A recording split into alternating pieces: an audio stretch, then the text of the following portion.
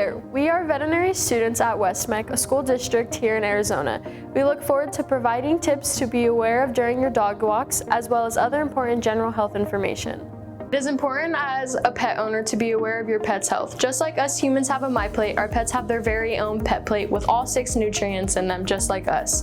It is important to pay attention to your animal's activity. So if they're hyper, more active, more outside, you're going to want to higher their carbs, their protein, and especially their water intake. But if your pet is more relaxed and at home a little bit more often, then a more balanced diet will be okay too. Another important thing to pay attention to is the nutrition facts on the back of a food bag. Every food bag will have the kcal amount and the amount of cups your pet should be getting every day. It is important to remember that just because the bag is cheap does not mean it is good for your pet, so definitely do your research. We want to always make sure that our pet has the best diet because it is important to us pet owners that our pets have their very best lives. So remember to stay cool and enjoy your dog walk. Everyone knows that it is important for us as people to be well hydrated so that we can function to the best of our abilities. Well, the same applies for our fluffy friends.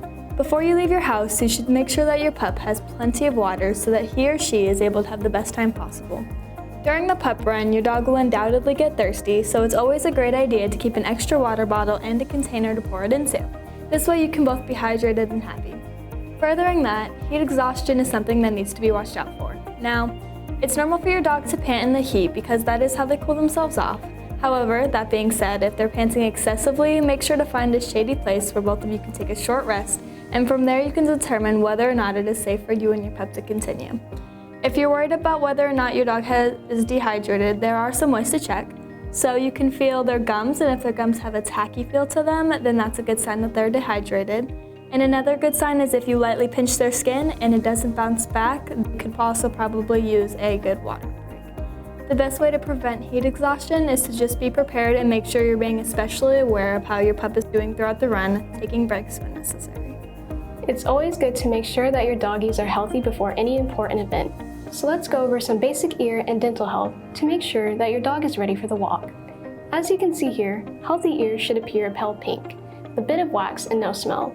If there's discoloration, a smell, and debris showing, it's a good indication that you should have your dog checked out by your vet. Other symptoms such as redness, swelling, itchiness, crusting, scabs, head shaking, dark discharge, and pain all confirm that your pet needs an examination, for they may have an infection with yeast or bacteria.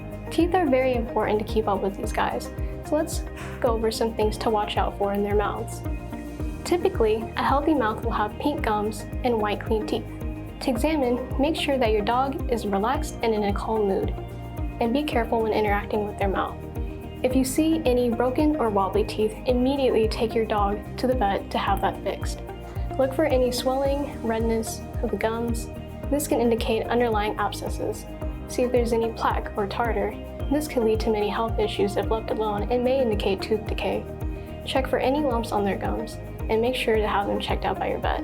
If you find any bleeding of the gums, make sure to get them treated ASAP, or this could lead to further health complications.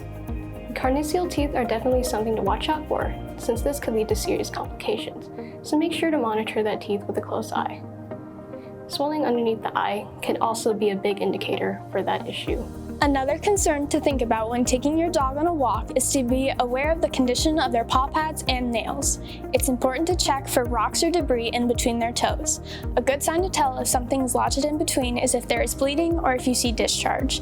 If you see any of these signs, be sure to disinfect their paws and consult your veterinarian. You always have to make sure that your dog's paws are not being burnt or irritated. One good rule to remember is if you touch the back of your hand onto the sidewalk and leave it for 7 seconds and it's too hot for you, then it's way too hot for your dog. According to a recent study, it showed that the pavement is 40 degrees hotter than the temperature of the air. To prevent serious damage to your dog's paws, booties are easily accessible to you and your animal. It's also important to trim your dog's nails regularly to ensure that they don't grow into the paw pad. You can schedule an appointment with your veterinarian, or you can learn how to cut your dog's nails with the proper equipment at home. To cut your dog's nails, use a veterinarian-approved nail trimmer and gently cut the tips of the nails, slowly working your way down. Inside of the nail, there's a vein called the quick. It is crucial you do not hit this vein. To ensure you don't, always cut off a little bit of the nail at a time. You'll know when you're close to the vein when you see a circular spot in the middle of the nail telling you to move on. In black nail nails, it is harder to see than it is in white dogs. But if you hit the quick, don't stress, grab a paper towel, put it on the tip, and apply pressure. You can also buy Quick Stop, which is a powder that you can use easily to stop the bleeding off the nail. Always consult your veterinarian if you are not comfortable trimming your dog's nails. Dogs are surprisingly more susceptible to sunburns than you may think, especially our snowy white friends with thinner coats. It is best to use a dog-safe sunscreen in order to protect them. Watch out for things like zinc oxide and aminobenzoic acid, as these can be extremely toxic to your dog if ingested. If you are unsure whether something is safe for your dog, please contact your veterinarian before usage. The sun's UV rays affect not only humans but also our dogs and their vision. This isn't as big of a problem with younger pups. However, if you plan on being outside in the heat for long periods of times, it is worth looking into dog protection. Luckily, things like these were made just for our dogs and they're very easy to use. Simply strap them on and make sure they're secure and you are ready to go. These help prevent sunburns around the eyes and eye conditions like pannus and cataracts. If you do notice any clouding of your dog's eye vision or any other abnormalities, it would be best to contact your veterinarian immediately. Keeping your pets up to date with their vaccines helps protect your pet from being exposed to other diseases, especially if you and your pet have an active lifestyle, as they are prone to more. And having an active lifestyle just means that you have taken your dog to places that may have different infections, which just means that even if you had your dog vaccinated at your home place, they may have just given you the vaccines needed for your area, and not the ones where your furry friend has gone to. Another concern is how rabies, parvovirus, and distemper in dogs are the top diseases impacting our pets nationally that are preventable by vaccines, according to the American Veterinary Medical Association. Distemper and parvo are an infectious virus that spread from dog to dog by direct or indirect contact with their feces. This is important to know as your dog may come in contact with feces while on your walk. A key thing to talk about is how only 39 states mandate rabies vaccines, which is shocking as rabies can transfer from animals to humans, which is highly fatal. So please get your furry friend vaccinated, and if you have further questions, please consult your local veterinarian.